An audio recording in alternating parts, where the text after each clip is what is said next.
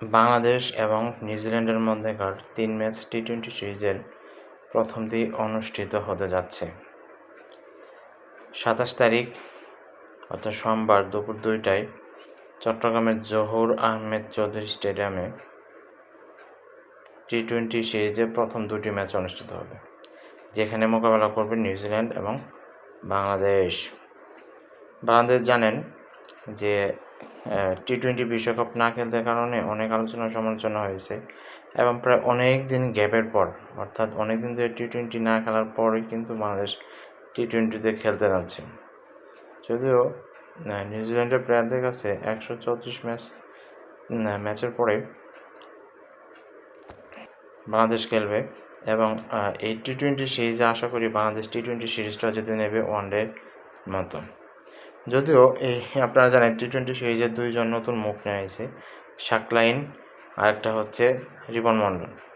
এখন এই সাকলাইন, রিপন মণ্ডল এবং মোহাম্মদ সাইফুদ্দিন, এই তিনজন বলারের মধ্যে যদি একজন বলারকে নেয় তাহলে কিন্তু আমার মনে হয় বাংলাদেশের ভালো হবে। আর ব্যাটসম্যানদের কথা তো বলতেই না, এবং ব্যাটসম্যানরা প্রায় বলতে পারে ফিক্সড। তারা হচ্ছে তামিমের সাথে হয়তো সাইফ হাসান থাকবে, ৩ নম্বরে হচ্ছে লিটন দাস, ৪ নম্বরে পারভেজ হোসেন ইমন, ৫ নম্বরে শামীম হোসেন পাটোয়ারি। এভাবে হোক ব্যাটসম্যানটার জায়গা প্রায় নিশ্চিতই।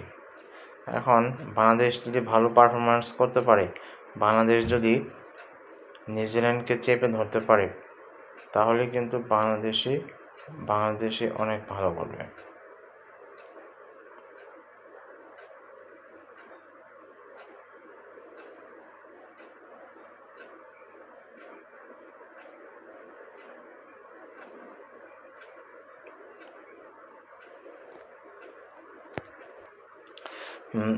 বাংলাদেশ যদি এই টি-২০ সিরিজে ভালো করতে পারে, তাহলে আমার মনে হয় বাংলাদেশ টি-২০ সিরিজটাও ভালো করে পরবর্তী সিরিজে ভালো। আপনারা জানেন ২০২৮ সালে টি-২০ বিশ্বকাপ খেলা হবে।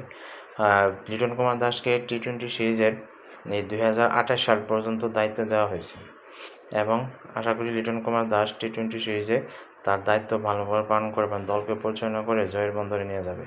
যেহেতু বিশ্বকাপ না খেলার ফলে কিন্তু বাংলাদেশ অনেক সমালোচনা হয়েছিল, অনেক আলোচনা হয়েছিল, কারণ এই সমালোচনার মধ্যেই কিন্তু বাংলাদেশ অনেক দিন পর টি-২০ সিরিজ খেলতে নামতেছে এবং ২০২৮ সালে যে অস্ট্রেলিয়া এবং নিউজিল্যান্ডের টি-২০ সিরিজ খেলা হবে, সেই যাত্রা হিসেবে নিউজিল্যান্ডের সাথেই বাংলাদেশ আজকে টি-২০ খেলতে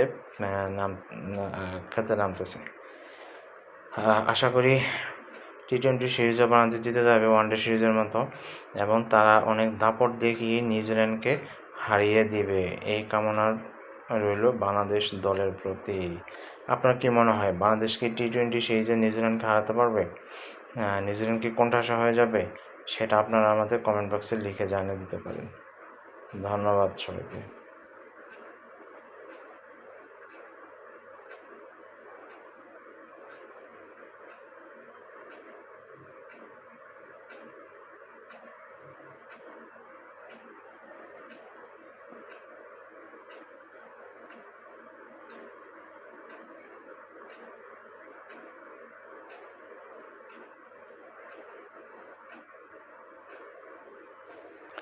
যাই হোক, বাংলাদেশ দলের জন্য অনেক অনেক শুভকামনা থাকলো।